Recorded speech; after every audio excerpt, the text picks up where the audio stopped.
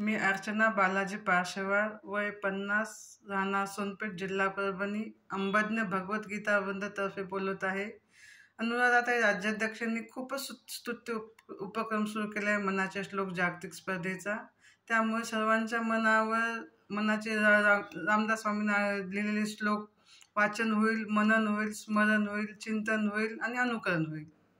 आणि मी निवडलेला श्लोक नंबर आहे 26. देह रक्षणाकारणे यत्न केला, परी शेवटी कार घेऊन गेला.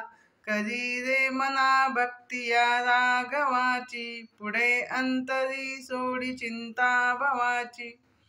या श्लोकात म्हटल्याप्रमाणे माणूस देहाच्या रक्षणासाठी खूप प्रयत्न करतो. सुंदर दिसण्यासाठी मेकअप करतो, पौष्टिक तब्येत चांगली राहावं म्हणून पौष्टिक चांगलं सुपाच्य अन्न सेवन करतो. परंतु शेवटी वेळ आल्यानंतर आत्मा हा देह त्यागतो. परंतु जर या भगवंताचं स्मरण, चिंतन, मनन केलं, अनुकरण केलं तर त्याला मोक्ष भेटतो. तुकाराम महाराज सतत भगवंताचं नाम, स्मरण, चिंतन करायचे, कीर्तन करायचे. त्यामुळे मग त्यांना शेवटी वैकुंठाहून भगवंत विमान पाठवतात आणि ते वैकुंठाला जातात, मरत नाहीत ते. गोरा कुंभार, संत गोरा कुंभार एवढे मग्न राहायचे भगवंताच्या नामस्मरणामध्ये. ते मडकी घडवायचे, ते मडक्याची माती बनवत असताना पायाने माती हे करत असताना त्यांचं बाळ त्यांच्या पायाखाली येतं, त्याच्यात जीव जातो, चिरडला जातो तो बाळ. तरी त्यांना पता लागत नाही. शेवटी जेव्हा त्यांची पत्नी येते आणि म्हणते की आपलं बाळ गेलं, मग तेव्हा त्यांना जाग येते. मग भगवंत स्वतःहून त्या बाळामध्ये जीव टाकतात. असंच भगवंताचं जर चिंतन स्मरण केलं तर भगवंत आपल्या पाठीशी असतो. भक्त पुंडलिक आई वडिलाची सतत सेवा करायचे, भगवंताचं नाव घ्यायचे. त्याच्यामुळं पुंडलिकासाठी भगवंत 28 युगे विटेवर उभे राहिलेले आहेत. त्याचप्रमाणे आपलं आणखी एक उदाहरण घ्यायचं म्हटलं तर हृदयविकार तज्ञ नीतू मांडके साहेब.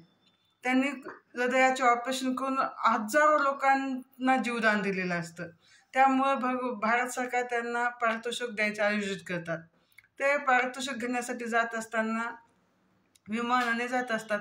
अचानक वातावरण बिघडतं, विमान जमिनीवर उतरतं. तिथून मग पुढे काही नियोजन नसतं. मग त्यांनी खाजगी वाहन करतात. त्या वाहनानं 2 तासातच रस्ता असतात, जात असतात 4 तास गेले तर त्यांना ठिकाण सापडत नाही. मग अचानकच पुन्हा पाऊस येतो, विजा कडकडतात, अंधार होतो. मग तिथं कुठेतरी एक ठिकाणी त्यांना दिवा दिसतो एका झोपडीमध्ये. मग तिथं जातात ते. तिथे जाऊन त्या ताईला विचारतात, ताई 2 तासासाठी आम्हाला आसरा भेटेल का?